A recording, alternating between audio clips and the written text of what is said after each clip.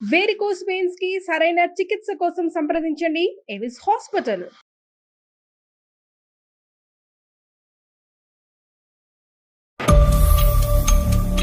ఎంతనన్న వయసు 13 ఇయర్సా? 13 ఇయర్స్. ఏంట్రా నీకు ఇంత చిన్న వయసులో కష్టం ఏమైందన్న? అమ్మ ప్రేమ దక్కట్లేదు నాకు.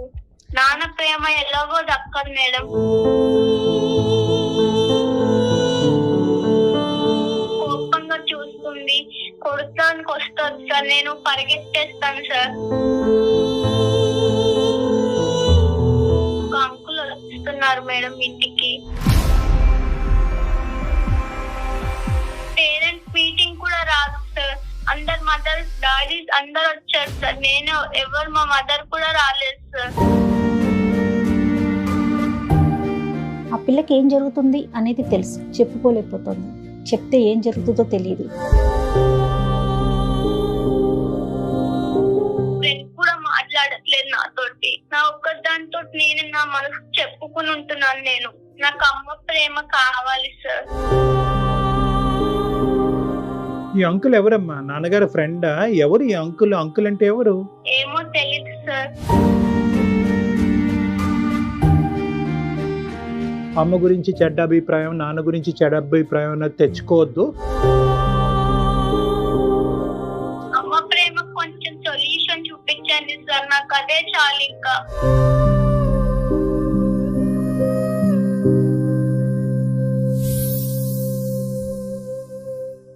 వెల్కమ్ టు అందమైన జీవితం. నమస్తే కళ్యాణ్ గారు. నమస్తే జయ గారు. నమస్తే అండి. కళ్యాణ్ గారు, నేను ఒక మెయిల్ చూసానండి. ఒక 8th క్లాస్ చదువుకునే పాప, 8th స్టాండర్డ్ అంటే సుమారు 13 ఏళ్ళు అనుకుందాం, అంతే 13 ఏళ్ల పిల్ల మన ప్రోగ్రామ్కి ఒక మెయిల్ పెట్టిందండి. తల్లిదండ్రుల పద్ధతులు, వాళ్ళ ఆచార వ్యవహారాలే పిల్లల మీద ప్రభావం చూపిస్తాయి. ఖచ్చితంగా వాళ్ళ నడవడిక మీద మన ఇన్ఫ్లుయెన్స్ అనేది బాగా ఉంటుందని ఆ మెయిల్ చూసి నాకు నిజం, ఇది 100% నిజం అన్నయ్య అనిపించింది కళ్యాణ్ గారు. పాప పేరు నవ్య. అసలు అంత చిన్న పిల్లకి ఎంత మెచ్యూర్డ్ గా పెట్టిందో షాక్ అయ్యానండి నేనైతే. ఖచ్చితంగా మాట్లాడదామండి, కాల్ చేస్తాను. తప్పకుండా. అంటే వయసుతో సంబంధం లేదు, ఎవరికో ఒకరికి చెప్పుకోవాలనే ఒక ఆలోచన ఉంటుంది. చిన్న పిల్లల్లో కూడా అంత మెచ్యూరిటీ లెవెల్స్ నిజంగా హ్యాట్స్ ఆఫ్ అండి.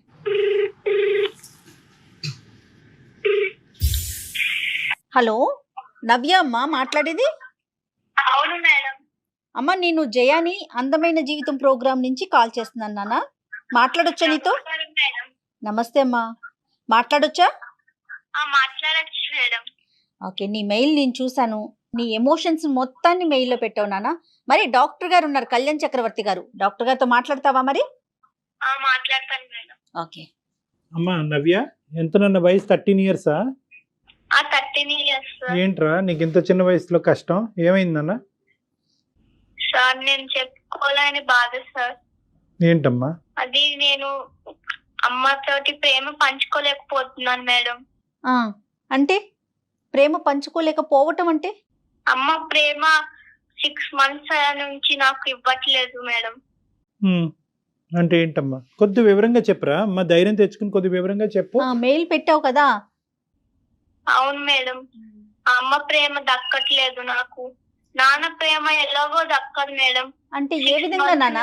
ఏ విధంగా అంటే ఒక అంకుల్ వస్తున్నారు మేడం ఇంటికి.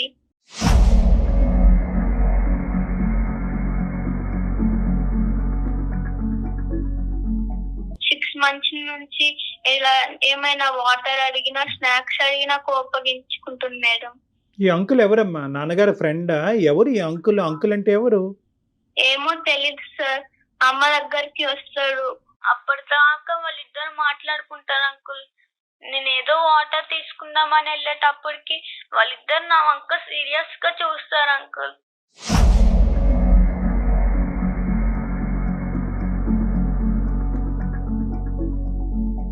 అమ్మతో మాట్లాడటానికి వస్తాడా? అమ్మతో మాట్లాడతాడు సార్. మరి ఆ టైం అప్పుడు నాన్న ఎక్కడ ఉంటాడు? నాన్న ప్రేమ నాకు దక్కట్లేదు అంటావు, మరి నాన్న ఎక్కడున్నాడు? ఈ ఊర్లో లేడా? ఎక్కడుంటాడు నాన్న? నాన్న జాబ్ కి వెళ్ళిపోతాడు సార్. ఎప్పుడో సాయంత్రం మేము పడుకున్నాక వస్తారు, తింటారు, పడుకుంటారు. మాకు అసలు మేము మళ్ళీ పొద్దుట లేసేటప్పుడు కూడా ఉండడు ఇంట్లో.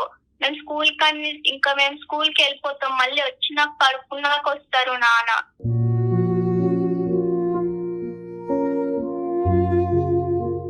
ఎంతమంది నాన్న మేము అంటున్నావు? నీకు ఇంకా తమ్ముడు? ఇద్దరం మేడం. ఇద్దరు? అవును మేడం. ఎవరు నీ తర్వాత ఉన్నారా? నేను మా తమ్ముడు. తమ్ముడు ఏం చదువుకుంటున్నాడు? తమ్ముడు 5th క్లాస్ మేడం. మరి తమ్ముడికి కావాల్సినవన్నీ ఎవరు చేస్తారమ్మా నవ్య? అమ్మే చేస్తారు మేడం. నన్ను 6 months నుంచి అసలు చూడట్లేదు. అంతకు ముందు ఎలా ఉండేవారు? చాలా ప్రేమగా ఉండేవాళ్ళు. నాన్న అంత పట్టించుకునేవారు కాదు. నాన్న జాబ్ లో నాన్న ఉండేవారు. మాకు అంత ప్రేమ ఇచ్చింది అమ్మే. మా అమ్మ ఇలా మారటానికి కారణం ఏమంటావు అమ్మా? ఏదో అంకుల్ ఏదో అన్నావు, అంటే ఆ అంకుల్ రావటం వల్ల అమ్మ మీకు ప్రేమ ఇవ్వట్లేదా ఏంటి? నాకు అర్థం కావట్లేదు. అవును సార్, అంకుల్ రావడం వల్ల మాకు ఒక చిన్న ప్రేమ కూడా ఇవ్వలేకపోతున్నారు.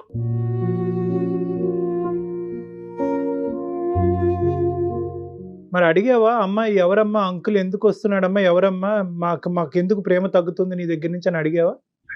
అడుగుదామన్నా కొడతారు సార్. ఇట్లా కళ్ళు పెద్దగా చేసి చూస్తాం. అట్లా నాకు చాలా భయం వేస్తుంది అమ్మ దగ్గరికి వెళ్ళాలన్నా. అమ్మ దగ్గరికి వెళ్ళాలంటే భయం వేస్తుంది. ఒక రోజు ఈ అంకుల్ ఎవరన్నా అడిగితే ఆ రోజు నన్ను కొట్టింది అంకుల్.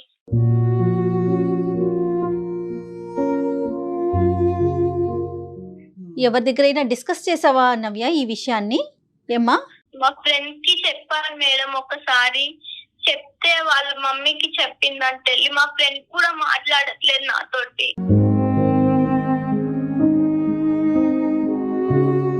ఇంకెవరితో ఎలా ఉండాలి మేడం? నా ఒక్కదానితో నేను నా మనసు చెప్పుకుని ఉంటున్నాను నేను.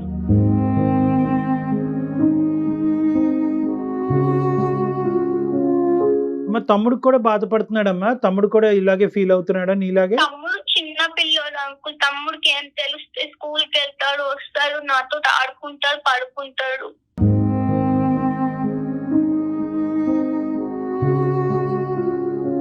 కానీ ఎవరికి పెద్దవాళ్ళతో ఎవరు మాట్లాడలేదమ్మా? నువ్వు పడే బాధ ఎవరికి పెద్దవాళ్ళతో ఎవరు చెప్పుకోలేదు? అమ్మమ్మ వాళ్ళు కానీ నాయనమ్మ వాళ్ళు కానీ ఎవరితోన్నా మాట్లాడతావమ్మా నవ్య? వాళ్ళు అమ్మమ్మ దగ్గరికి వెళ్తాను మేడం హాలిడేస్ వస్తే. అంటే ఇప్పుడు వరకు ఏం చెప్పలేదు అమ్మమ్మకు కూడా. అమ్మమ్మ బాధపడుతుంది కదా మేడం అమ్మ వల్ల. ఎంత మెచ్యూర్డ్ గా మాట్లాడుతోంది డాక్టర్ గారు. నాయనమ్మ వాళ్ళు ఎక్కడ ఉంటారమ్మా? నానమ్మ వాళ్ళు ఊర్లో ఉంటారు మేడం. అమ్మమ్మ వాళ్ళు కూడా ఊర్లోనే ఉంటారు. నాన్నగారితో నీకు సండే ఏమి ఉండరా? మీ ఫాదర్ డాడీ ఇంట్లో ఏమి ఉండరా సండే కూడా? పొద్దుటే వెళ్ళిపోతారు మేడం, మళ్ళీ సాయంత్రం వస్తారు. చదువు ఎలా ఉంది నాన్న నీది? నీ చదువు ఎలా ఉంది? నాకు చదువు అర్థం కావట్లేదు అంకుల్.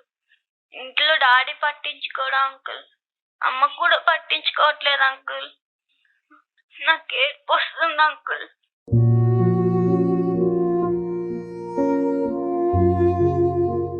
ఏమవ్వాలనుకుంటున్నావు లైఫ్ లో నువ్వు? నా గోల్ డాక్టర్ సార్. నేను మంచిగా చదువుకుని ఉండాలనుకుంటున్నాను. అమ్మ వల్ల ఇలా నేను కొంచెం నాకు శాంతం చిన్న పిల్ల కాదు, అందుకని పెద్ద పిల్లను కాదు. ఏదైనా కూడా తన ఏజ్ లో కొన్ని అంశాలు తనతో మాట్లాడటానికి ఇక్కడ మనకు వీలు పడదమ్మా, దొరకట్లేదు కదమ్మా. ఇప్పుడు నువ్వు ఏం కావాలని మాకు చేసావమ్మా? అంటే నువ్వు చాలా మంచి పని చేసావు, ఈమెయిల్ పంపించావు. అట్లీస్ట్ మాలాంటి వాళ్ళు నీలాంటి వాళ్ళకి హెల్ప్ చేయగలవు అనేటటువంటి ఉద్దేశంతో నువ్వు చేయటం అన్నది చాలా గొప్ప విషయం అమ్మా. నువ్వు నాకు అమ్మ ప్రేమ కావాలి సార్. అమ్మ ప్రేమ కావాలి. సొల్యూషన్ చూపించండి కొంచెం.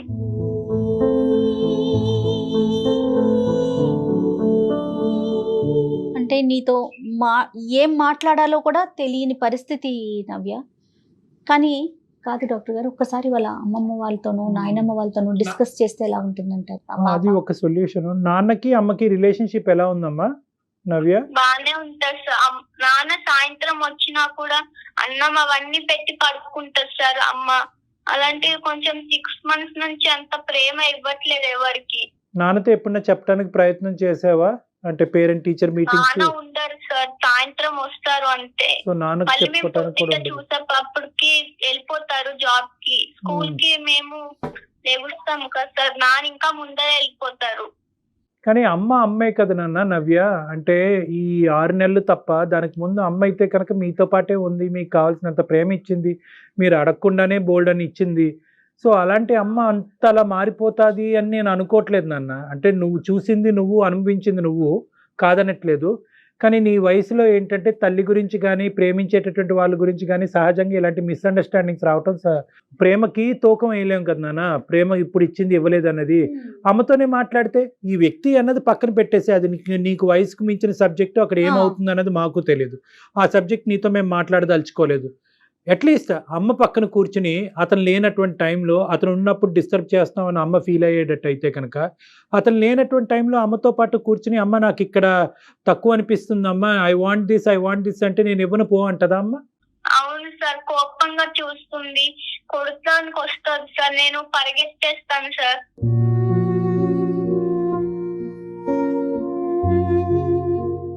ఏది అతను లేనటువంటి టైంలో కూడా అమ్మనది అడిగితే అమ్మ కోపం వస్తుంది. కోపం వస్తుంది సార్. నేను వెళ్తాను, స్నాక్స్ ఏమన్నా ఉన్నాయి అంటే లేవు వెళ్ళు అంటారు సార్. నేను వెళ్ళి కొంచెం తల్లన్నం ఉంటే తినేస్తాను సార్. అతను ఎంతసేపు ఉంటాడు ఇంట్లో, మీ ఇంట్లో? ఒక 1 అవర్ వరకు ఉంటారు సార్. 1 అవర్ 2 అవర్స్ ఉండి మాట్లాడుకుంటారు, గుసగుసలు ఆడుకుంటారు సార్. నాకు ఎంత ఫీలింగ్ అవుతుంది సార్.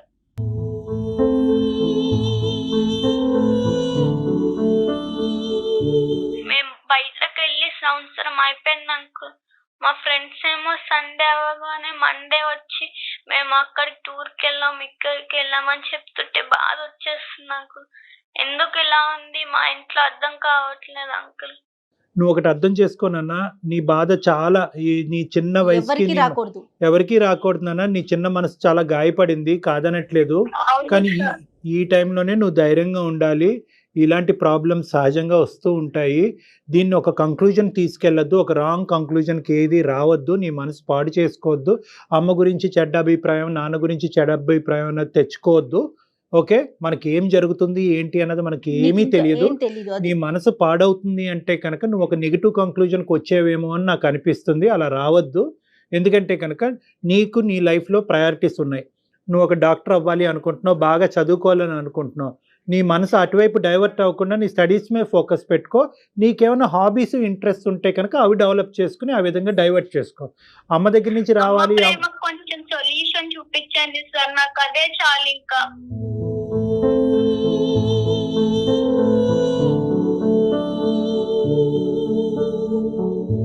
నాన్న, మా వంతు ప్రయత్నం మేము ట్రై చేస్తాము. కానీ నేను నీకు చెప్పేది ఏంటంటే కనుక, నీకు ఏదైతే రావట్లేదు అని అనుకుంటున్నావో దాని మీద నువ్వు ఎక్కువ దృష్టి పెడితే కనుక అది ఇంకా ఇంకా దూరంగా నీకు అనిపిస్తూ ఉంటుంది.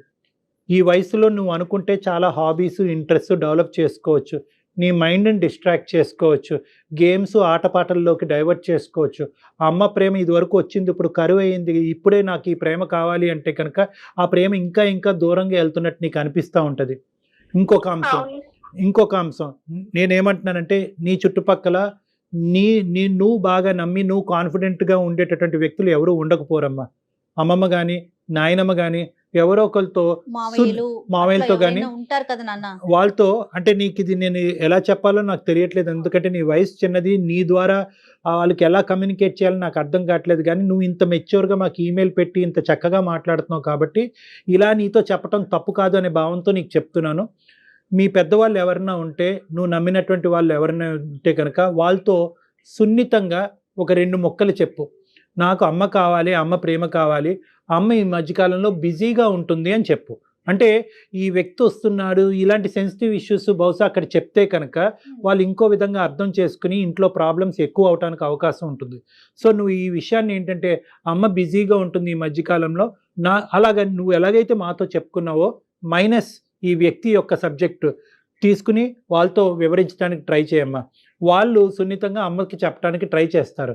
నువ్వు వాళ్ళు కంప్లైంట్ చేసినట్టుగా ఉండకుండా వాళ్ళ అమ్మకి చెప్పినట్టుగా అయితే కనుక ఇష్యూ ఈజీగా సెటిల్ అవుతుందని నాకు అనిపిస్తుంది. నువ్వైతే స్టడీస్ మీద ఫోకస్ చేయమ్మా. నానా, పేరెంట్స్ మీటింగ్ కూడా రాదు సార్. ఇది వరకు మంచిగా వచ్చేవారు పేరెంట్స్ మీటింగ్స్, స్కూల్ కి వచ్చి మంచిగా చెప్పేసి వెళ్ళేవారు సార్. అలాంటి పేరెంట్స్ మీటింగ్స్ కూడా రావట్లేదు. మొన్నే పేరెంట్స్ మీటింగ్ అయింది సార్. అందరు మదర్స్, డాడీస్ అందరు వచ్చారు సార్. నేను ఎవరు, మా మదర్ కూడా రాలేదు సార్.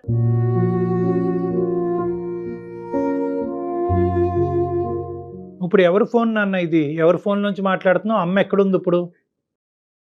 అమ్మ పడుకుంది సార్. అమ్మ పడుకుందా? అమ్మ పడుకున్న టైంలో మీకు ఫోన్ చేస్తే నువ్వు ఎత్తావు. అవును సార్, 2 ఫోన్స్ ఉన్నాయి సార్. ఒకటి నా ఆన్లైన్ క్లాస్ కి కొనిపించింది అమ్మ. Okay okay. ప్లీజ్ అంకుల్, నన్ను ఎక్కడికైనా పంపించండి అంకుల్. నేను ఇక్కడ ఉండలేకపోతున్నాను అంకుల్. నన్ను అమ్మమ్మ వాళ్ళ ఇంటికి పంపించండి అంకుల్.